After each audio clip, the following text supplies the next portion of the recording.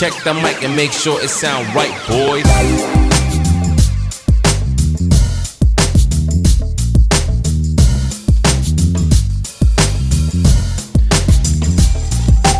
All right, you good? I'm good, man. Can you hear me all right? Yep, I got you. Not that anybody ever has a hard time hearing me, but Right. you got that voice that carries. You sound like an announcer. I know. Drink some of this delicious Members Mark water. Me and Sean Cunningham like it from the podcast. So. Shout out to I know. Shout out to Walmart. Walmart. I mean, is it Sam's Club or Walmart? I can't remember which one's which. What, the Members Mark? Yeah, I think it's both of them, isn't it? maybe. I'm pretty sure. Yeah. Because I think Walmart's got, I don't remember. I think it was Walmart. They used to have the Members Mark. It was the blue label. Mm-hmm. Oh, dude, it was the best water ever. Yeah. It was the best. You know, the one I always remember being a kid is when they had Sam's Choice Cola that was a quarter. Yeah, Man. Absolutely. I guess I need to tell them who we are, or who you are. Yeah. They know who I am. So this is Audible Thoughts. It's a podcast. This is going to be episode 4. This one's going to be a little bit different. Normally we'll just kind of talk back and forth about random stuff. This one is going to be geared more towards some local things. One in particular, my guest today is Philip. Is it Axtell? Axtell. Axtell. Man, I told people there's no right or wrong way to pronounce it, because, man, I've heard, I think, 10,000 different pronunciations over the years. So, right. Yeah. So, no, it's, I say Axtell, and then my 2 older brothers will say Axtell. And then Daniel, our baby brother, says like I do. He says Axtell. So I don't think there's any right or wrong way to say it. I'm just going to call you Philip. How about that? Hey, man. I've answered all of it. There you go. All right. And you work at AMX. Right. So what is your position there? Man, I'll tell you this. My title barely fits on the business card. So we have AMX Academy out there. That's our CDL training school. So I am AMX Academy Admissions Advisor. And I do our community outreach programs. So you have like a business paper, like not it card. might like 11.5 by 14, like a legal thing, Yeah. So when I hand it to you, we ready for some weight in your hand. All right. So I'm just looking at some talking points. I'm not playing on my phone. The main thing that we're going to talk about, and we'll start off with, is there's an event that you guys are doing. Coming up on October 11th. It is a benefit golf tournament benefiting Love In Action Ministries. Absolutely, okay. Yes. So this is going to be our second one. We started last year, almost a year to the day. I think we had it last year, the 3rd weekend of October as opposed to the 2nd. So like I said, it's a 4-man scramble. A lot of fun. We had, I want to say it was about 21, 22 teams last year.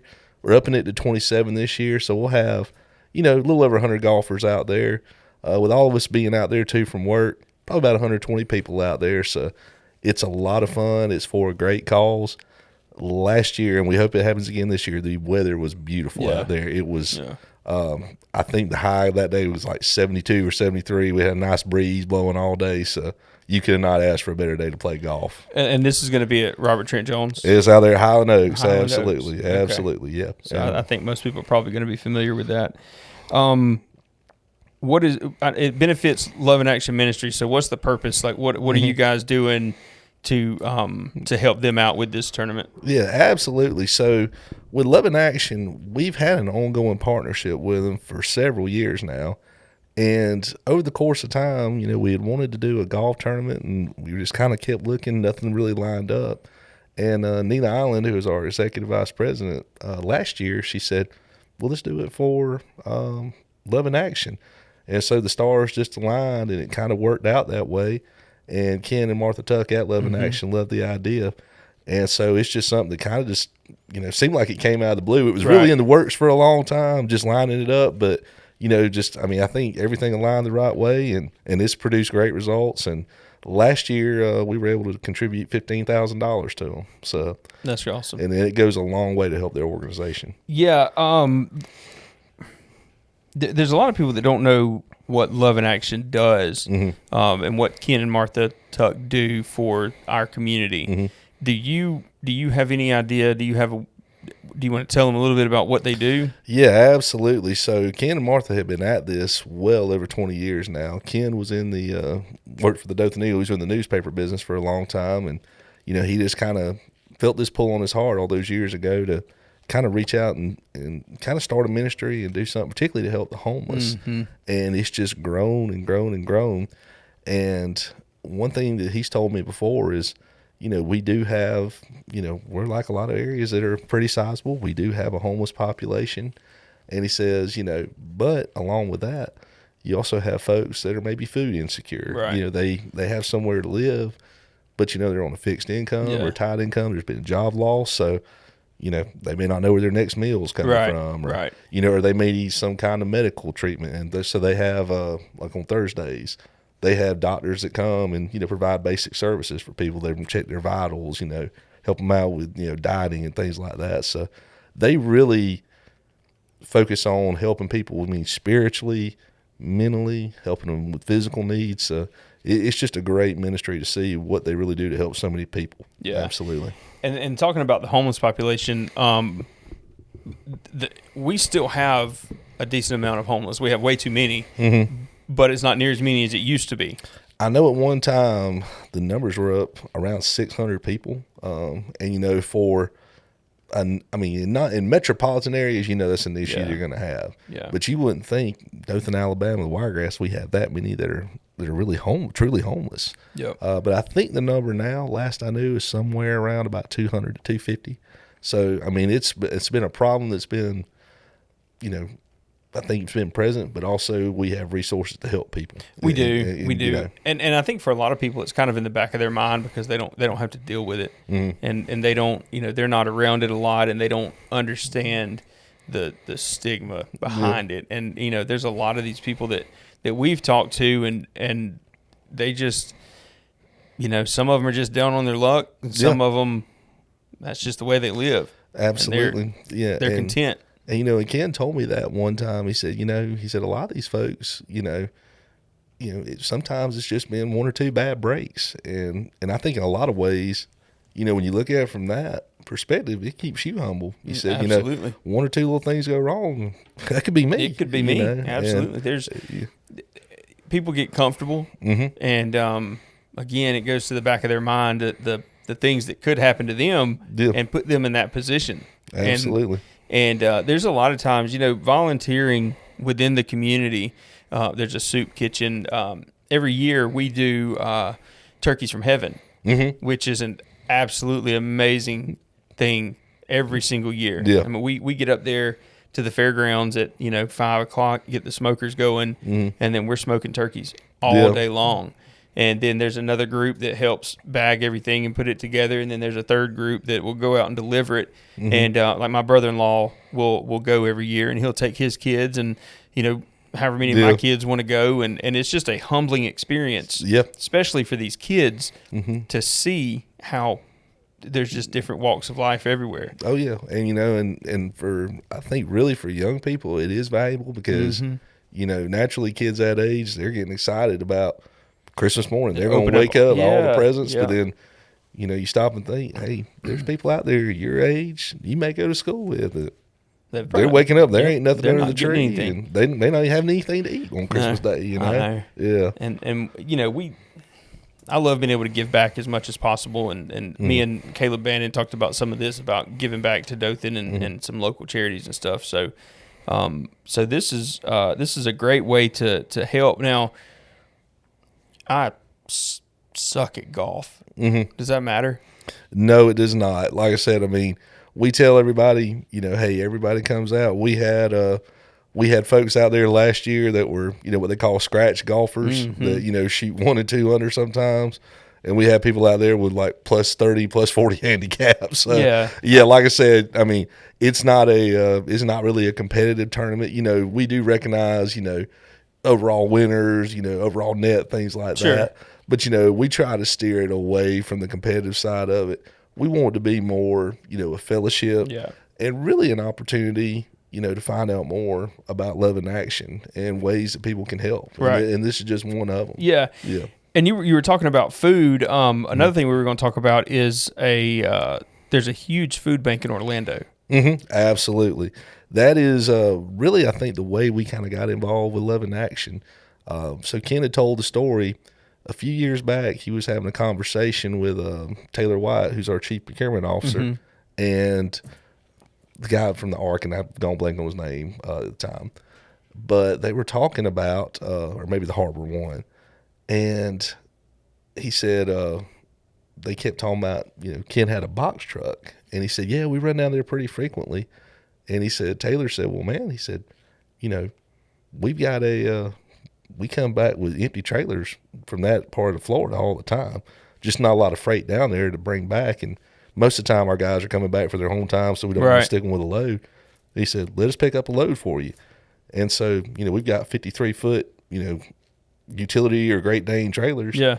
And so you can fit, when it's dry, non-perishable, anywhere from about 40 to about 42,000 pounds. So, and is it full when it comes back? It's pretty much full. Anytime we come back with a load, I think Ken and them would tell you, we probably have anywhere on the light side, 22 to 24, on the heavier side, about 30 pallets. And it's everything. Bunch. Oh, it's everything from, it can be, drinks, juice, canned vegetables, snacks, anything. And the advantage of that, they have a huge warehouse over there at Love in Action. They can store it. So our drivers back in, they get it unloaded. Well, the great thing about it is all of that is shipped in such quantities. You look at it and say, well, yeah, that's just a box of Chips Ahoy cookies or something. Well, in that, there's so much quantity. You may have 144 packs in that one bag. Right. And, just that's something that could go to kids or something, put in their lunchbox or whatever. So they really know how to parcel it out and really get their value for the buck. And that's one thing, about Love in Action, about the food bank, is it may seem like it's, okay, $20 worth of food, but they stretch it out to where it's $100. Right. So, and even then, $20 worth of food to us is $100 worth of food to somebody else. Like Absolutely. They will have to ration it out. We go through that all the time at our house. I've got 3 daughters, so there's 5 of us. Right. So, and we cook a lot. So there's a lot of times we'll have a lot of leftovers and we'll put it in the refrigerator, which is basically saying, I'll throw this away in a couple days instead of right now. Right. And there's just so much waste, again, that we take for granted that, somebody else, they wouldn't.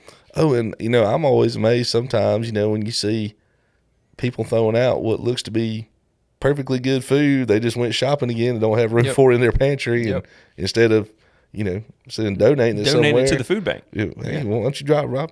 They'll gladly take it. Absolutely. Yeah, I know the food bank will take it. Yeah. Well, I dropped my phone, so let's try this again.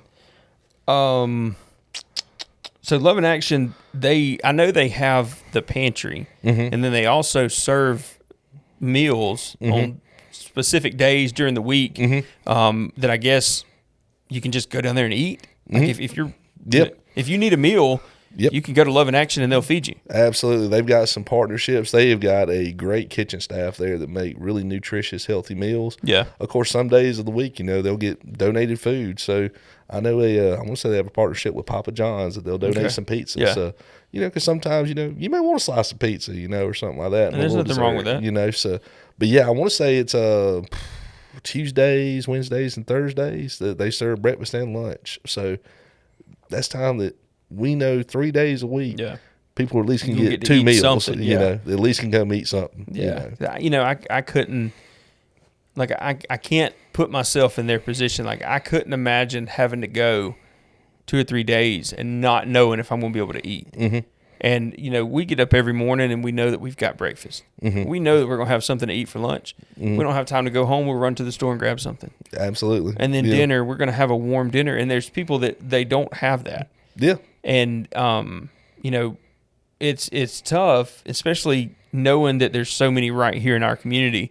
So anytime, we get the chance to help with this and to help put food on somebody's table that wouldn't otherwise be able to eat, I hope that people will step up and do whatever they can So how does it work for the tournament? Can we discuss like entry fees and team? Or how does? Oh, absolutely, Okay. man. Yeah. So I mean, we've got different price points. Nothing's higher than about $800. So we've got several sponsorships available at that, and that really includes your team entry. Additional sponsorships. We call them hydration sponsors.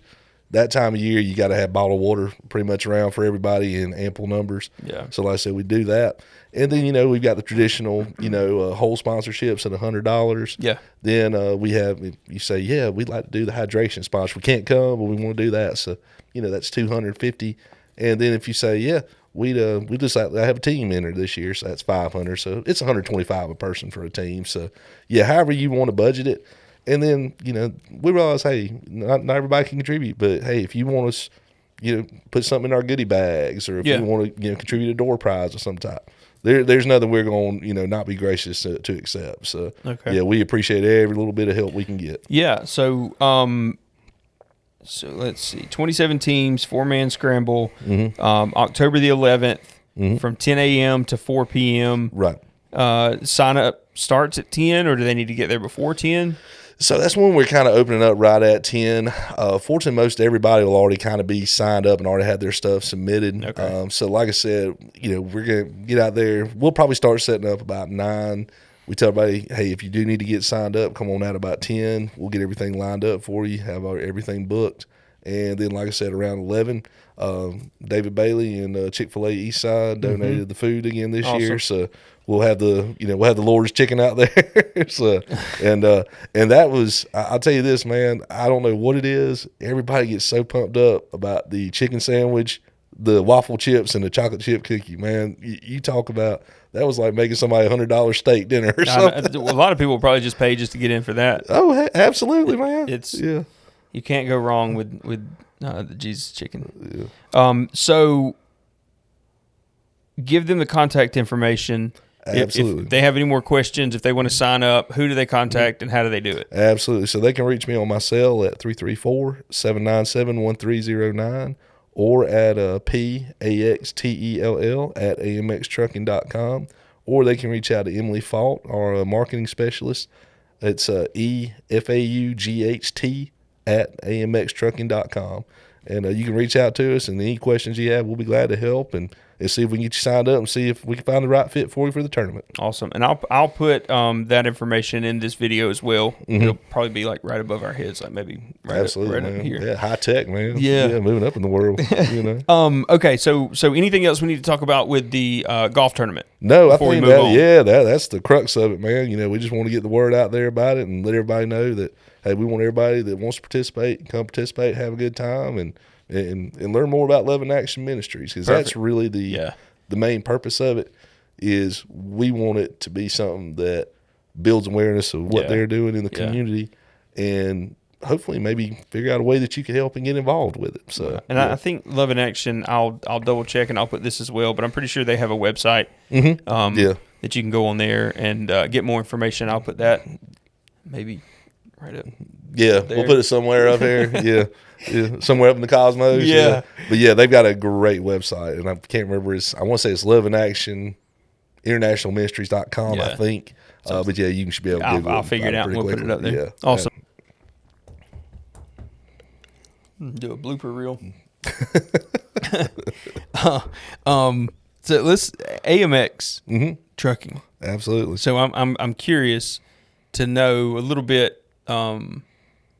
What exactly do y'all do? I know what 18-wheelers do. I know y'all carry freight and carry whatever. Yeah, so actually we have a pretty diverse company overall. So AMX was started by Mr. Scott White. Actually, this Friday, the 16th, should be our 36th year in business. And it's really, and I tell everybody, I say, when you hear about that just classic American success story, that's what AMX is. He started the company with one truck and one trailer in 1988. And since that time, we've grown our fleet to right around 225 trucks. Wow. And we service primarily the Southeast, the East Coast, and the Midwest are our real primary areas of operation. So we have that side of it, the trucking side. We have a full service logistics arm, what you hear third party, a brokerage is what's known as. That is right now employs about 60 or 65 people within our company. We have AMX Academy that I have the pleasure of working with, where we're training new people coming into the workforce as CDL Class A truck drivers. So we have that.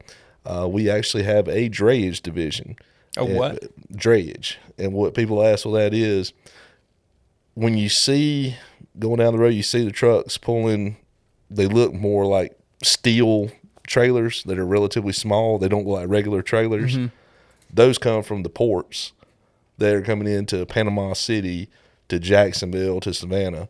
And with drayage, what it is taking it from the port to the customer or to some other form of transit.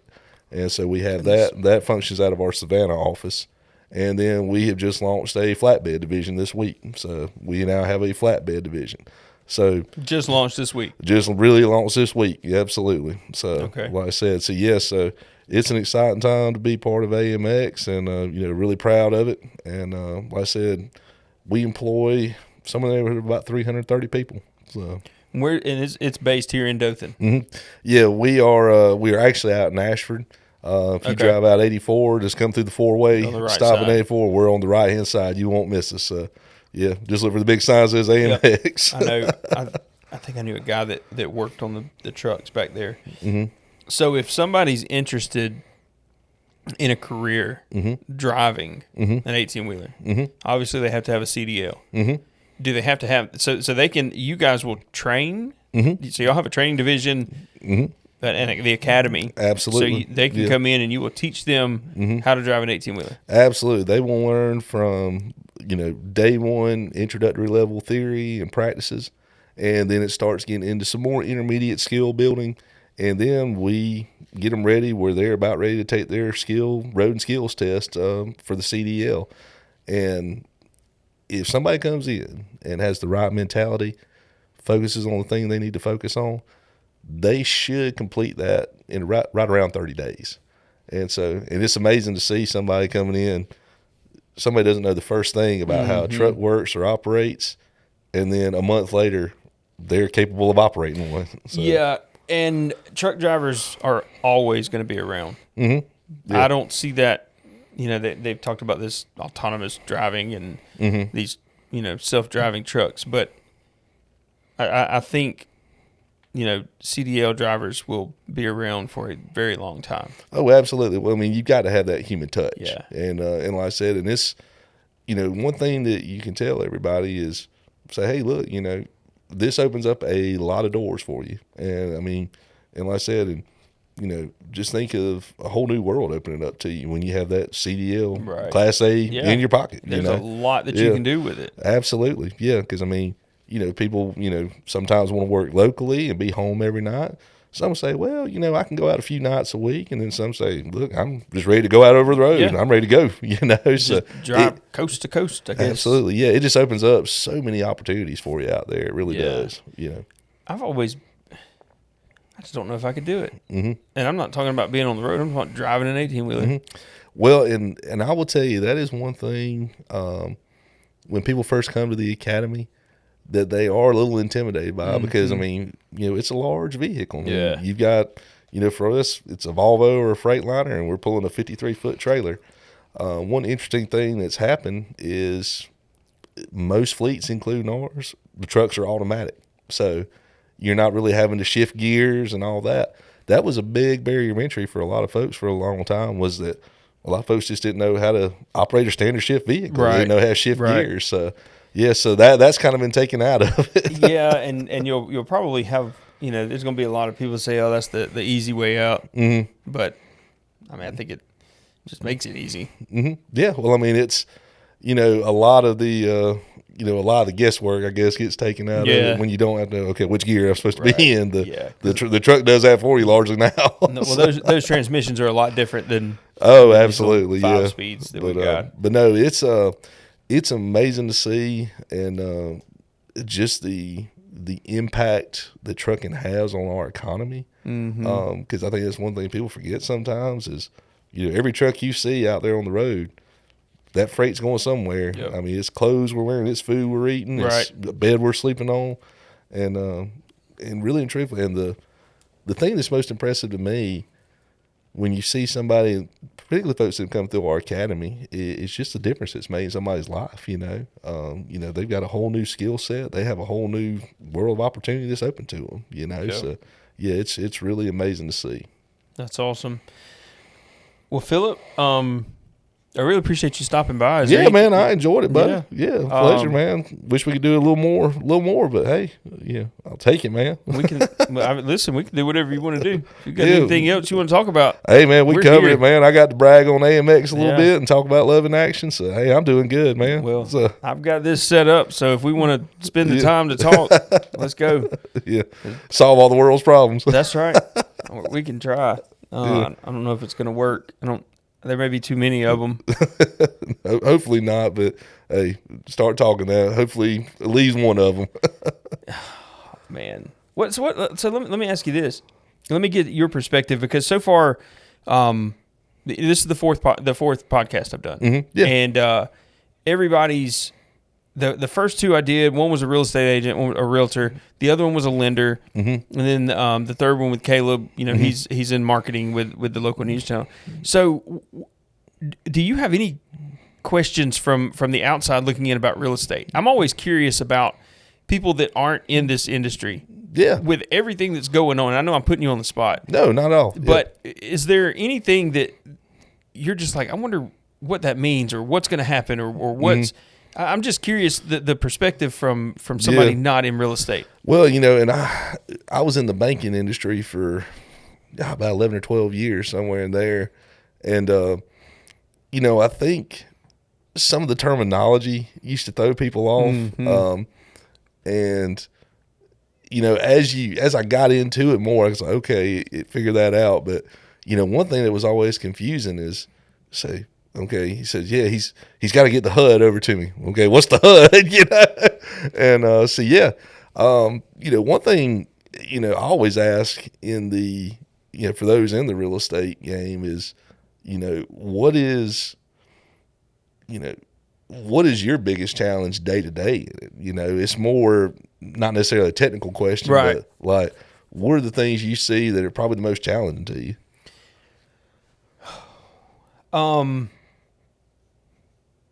From a buyer's agent standpoint, there's so many different levels that you have to work through to get to the point where you're ready to buy a house. You have to figure out. They have to go through a lender. They have to find out if they're getting a mortgage, what they're qualified to buy, what their payment's going to be, and there's a lot of people that their expectations and the reality of what they can afford are in two different places. Right. And so not necessarily talking somebody off a ledge, but trying to find a balance of letting them know, here's where we need to look. And you're in a completely different price range than what you need to be in.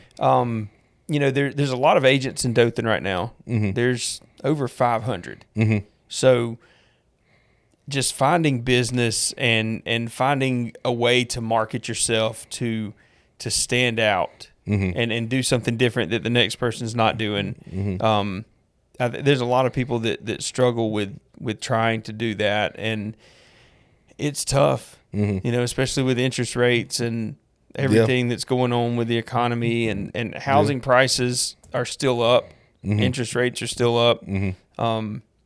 So there's a lot that goes into buying and selling that people don't realize. Yeah. Do you find that people are still always waiting? They're always wanting to hold out for when they lower interest rates. They're going to lower them again. They're going to lower them.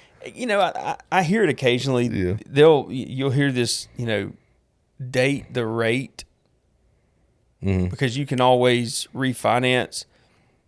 And I've got mixed emotions about that. I'm not a big fan of saying, okay, you might not be able to afford it right now, but go ahead and buy it because you can refinance later.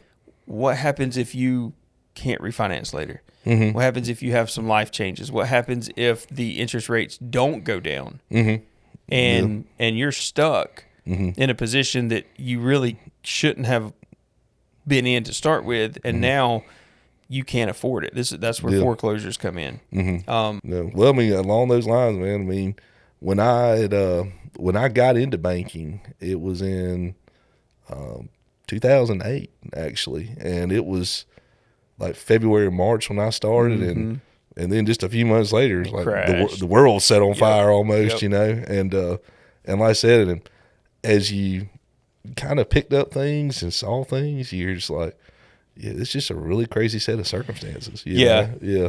I got licensed originally in 2007, in September of 2007. Right. So in 2008, when the market crashed, I got to see the absolute bottom of the barrel for real estate. Yeah. And I'm glad that I did, because the only way to go from there was up.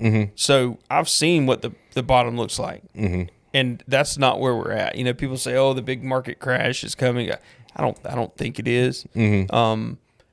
I will say that when COVID hit, you know, we told all of our agents here, you better save for a rainy day, because we are fixing to dry up. There was a lot of people that thought the market was going to crash then. They thought that the housing inventory was going to go away. They thought interest rates were going to skyrocket, and it was just going to stop. And it did the exact opposite. Right. I mean, it absolutely exploded in 2020, and 21 and 22 didn't really slow down a whole lot. Yeah. And, you know, one thing I'd always heard, you know, particularly from a real estate perspective, was that, you know, Dothan, the Wiregrass, this immediate area, has always had a relatively consistent real estate market. Yeah. And, you know, you go somewhere like, you know, my older brother Brandon lives in Alabaster, and you'll see neighborhoods that'll have, you know, $500,000 homes. You pull out of the subdivision and go 2 blocks down, and they're ones that are $50,000 homes, you know. Yeah. So it's kind of a weird market up there, you know. It is. It's so diverse up there. Yeah. But like you said, we have been pretty consistent here. I mean, we don't. You're not going to find very many multi-million-dollar houses here. You know, I think right now probably 275, 300 is kind of our sweet spot. But we stay consistent. We've got low taxes. We're close to the beach. We're kind of a central hub for people traveling like to Florida. So we've got a lot going for us, and I don't see the momentum really slowing down too much. Well, and I know that's one thing that when you talk to people that just moved into the area, you know, like a lot of us have, you know, family connections where we're all from and grew up. And then you'll meet somebody, well, you know, kind of how'd you end up in Dothan? And they said, well, we did our research, and, you know, it's a nice place to live, and y'all are right close to the beach. So, you know, it makes sense. And we deal with a lot of referrals here. We're part of a global referral network, and we have a lot that move from out west and from up north, and you know, they retire, they'll come down here. We have a lot of military that move back to the area once they retire, and like you said, they can move here and just right down the road from the beach, but the insurance for their home is 5 times cheaper. Oh yeah, the taxes are so much cheaper. Cost of living here, I know everything's expensive. I know. I don't want to pay $4 for a gallon of milk. But if you look at some of these other big areas, the cost of living is so high, and it's so much higher than here. Yeah. Going back to the whole take for granted thing, it could be a lot worse. I mean, absolutely. It's tough. Yeah. It is. But there's places that, you know, the things that we don't pay attention to are double the price out there. So yeah. And like I said, man, but no, I mean, and really and truthfully, I mean, you know, I think sometimes a lot of people forget is it all really centers around real estate. I mean, that's what drives a lot of your economy in your local area, you know. It is. Yeah. And you know, the interest rates based on stock market, it's a trickle down effect. And it's all included in this big algorithm of where it ends up with the consumer and the client, and a lot of people don't understand exactly how it works, and that's why it's so important to have a realtor. Absolutely, yeah, because, you know, you hear so many folks that, you know, if you have maybe some background in banking or, you know, some in real estate, you know, you hear about people doing it on their own, but I was like, I mean, that gets to be a dicey situation sometimes. It does, man, and you know, just the guidance that that we can provide. We've been doing it for years, and we do continuing education. it's almost invaluable to have somebody helping you through the process. Right. Whether they're just a transaction broker or buyer's agent or seller's agent, whatever they are, just handling the paperwork. Right. There's so many different ways that we can help through this transaction, and because there's a lot of moving parts to buying a house. Yeah, and I'll say this, man. One thing that I really love about this area where we live is you're constantly seeing people building homes and making that investment in their community, and the beautiful part about that is, well, hey, we're building our new home, our forever home.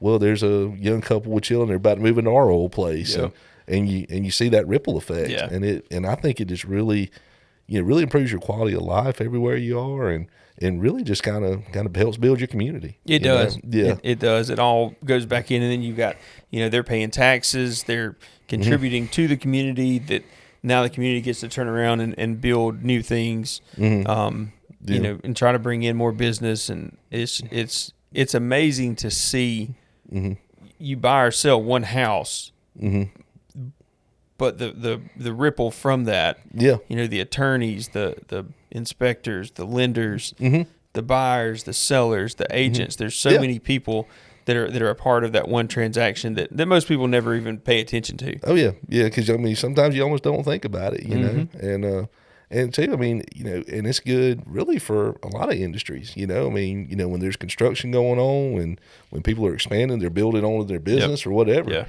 that just has such a touch that I think sometimes we kind of lose sight of that. Absolutely, we do. Yeah. I talked about this with Caleb. I don't know if you've ever done it. Leadership Dothan. Oh yeah. Oh my gosh, man. Back in, let's see, man, I was in class 31. That was 2012, 2013. Yeah. I was in 36 in 2018. Yeah.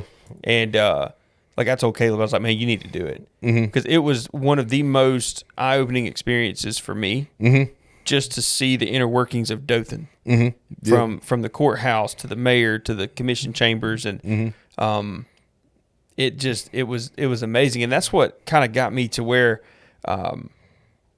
I'm on the planning commission now. Yeah, That's kind of my only thing that I'm doing, extracurricular, and I love it. I love it. Well, and I will say this for Leadership Dothan, and of course Linda Kelly headed up for so many years. Yeah. Miss Linda, man, she she just retired. Yep. And like I said, those are gonna be hard shoes to fill for anybody.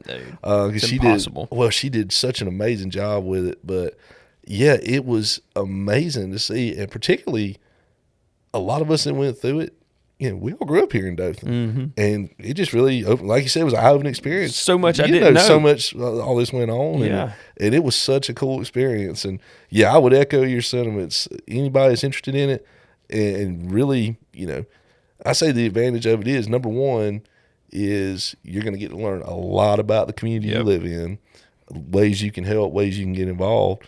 And then also on that, the networking that you build up, and you become lifelong friends with. That's what I was about to say. Yeah. I've got some friends that I made going through that. That I'm friends with today. Yeah. And when I got in, when I was asked if I wanted to apply for it, I said I was in real estate, obviously, and I was like, wow, this is going to be a great networking opportunity to get some business. Yeah. But then I got into it, and I realized like I needed it more for me than I did to network for business. Yeah. It was great, but it was more about the relationships that I built and the what was it called, SimSoc? Yeah. That is a fun experience. Man, that was it still confuses me. I was on red team. Yeah. Remember? Well, let's see. Sean, I may have been on red too. That was the one you didn't want to be on. Yeah, well, or let me rephrase. Was it maybe a yellow team? There was red, yellow, green, and blue. Yeah, we were. I think mine was like the next two red. So I guess that may have been yellow. I think yellow. Yeah. I think green or blue was the one that you wanted to be on. I believe. Right. It was a fun experience, but like you really saw, you really took things away from it because it really taught you some important lessons. I didn't know until about halfway through the game what I was even doing. I didn't know the purpose of the game. Right. All I know is at the end we had to eat a bag lunch while everybody else got pork chops and mashed potatoes. Yeah, I think my group, it was I think we did a little bit better than the red team. I think we had it was maybe some nice sandwiches, like more something like McAllister's or something like that, and had some chips and a drink. But peanut butter and jelly. Yeah, we poked our head in and like, man, like fried chicken, and rice and gravy. they had the good stuff. But it was a lot of fun. I learned more about me as well. Yeah, doing the oh gosh, what was it called? Where you figure out? I was an ENTJ. Oh, it was the I can't remember what it was called. Whatever the personality assessment is, I've gone blank on the name of it. I don't know, but Michael Jackson did the course, I think, for us. Yeah. But I can't remember what it was. Yeah, and I cannot. Yeah, it revealed a lot about you. Yeah, that's gonna bug me. I know that. Well, and the funny thing is you looked at it and you said, "Okay, it came out totally different than what I thought I was." Yeah, Briggs Myers. Briggs Myers. That's right. Yeah, Yep. And I remember taking that because like most every one of those I had ever done, whether it was in school or in my professional career, they'd all come out about the same. Yeah. And then like I took that one, I guess it was so much more in depth. I was like, I have a totally different personality than what I thought it did. Right. Now you're thinking a little bit different about yourself. But mine came out true. Yeah. Like to who I am. Mm-hmm. It was an extrovert. Yeah. I don't know what the rest of it is. Yeah. I mean, I did come out very extroverted. Yeah. And there was something that I read in there that like when I looked at it, I was like, that's kind of surprising. But then like the more I really thought about it, as I got a little older, I was like, I look back, okay, they kind of hit the nail on the head with that one. And I also realized like it was almost impossible to fool the test and to lie. Mm-hmm. Like if you were true to yourself, you couldn't. Yeah. I mean, that's the way it worked. And I'll say this, I mean, when they came up with that one, they put a lot of thought into it. I mean, that wasn't something they just did, drawing it up on the chalkboard in 2 hours. I mean, there were people involved in that a lot smarter than me and you. Oh, because me at least. Yeah, and I mean, and it wasn't super long. I think what was it, about 40 or 50 little questions or something like that. Yeah, I think didn't it take? Did we do it in one day? Yeah, we did that. So you did that. I think we started out with that, if I remember right. We started out with that, and then we did the first day of SimSoc, which that was pretty easy going. And the second day is when it kind of broke loose, Because then I don't remember if it was the first or the second day where you could like start trading people or buy. I don't remember what it was, but I know we had people that left one team and went to another, and they were excited, and here we are over there in the room trying to figure out we're out of money. Yeah, something. Absolutely. Well, because you didn't really start out with any. You're right. I mean, and then you had the one team that just had all the resources and all they're doing is pulling everything together. But but no, it like I said, it was in more than one ways than one. It was a eye-opening experience. It was leadership day. Yeah. But I mean, I would tell anybody. I said, that is an experience I would not trade for anything. No, absolutely not. I'd do it again today. Oh, yeah. I would do it again in a heartbeat. I wish they'd do like an alumni re-leadership. Like Leadership 2.0 or something like that. Yeah. But seriously, if you ever get the chance to do it, Chamber of Commerce puts it on. It is well worth everything. It's not super expensive to do. Yeah, generally speaking, most of the time, I mean, I know at the time my employer paid for it. Mine did too. Yeah, so I think it was like $400. Yeah, something like that. But for the experience you have and all that, priceless. You can't beat it. No. I would pay double that for it. Yeah. It was worth every single penny. All right, I think we're done. Yeah, man. Dude, we covered a lot of ground. We did. Yeah. You get here and you start talking, and then you just kind of just let it flow, man. Yeah, then the time gets away from you. Yeah. Well, hey, man, I mean, I look at it like this. Anytime you get to talk about something positive going on in the community, you get to talk about your employer and the great things that they're doing, and then you get to talk about some shared experience. That's a good use of an hour to me. It's a win-win, yeah. Because there's a lot of negativity out there. There doesn't have to be as much. Yeah. We can bring some positive light. So Philip, AMX, I appreciate it. You got it, buddy.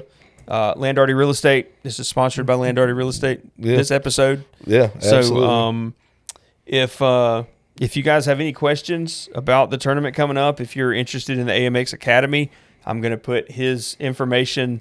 I'll put it up top again, and feel free to reach out, and he'll get you set in the right direction. Absolutely, man. We'd love to talk to anybody about the tournament, and like I said, if anybody has any questions about Love In Action or how to get involved, I'll make sure they get in touch with Ken, and he definitely can find something for you to help out with anytime. I'm sure there's a lot. Absolutely, and again, to build on it, if anybody's interested in finding out more about what we have going on at AMX Academy, anything, just have them reach out to me or Emily, and we'll be glad to talk to them. Awesome, Yeah. and they'll have all that information. So appreciate you guys watching, and we'll see you on the next one. See you guys.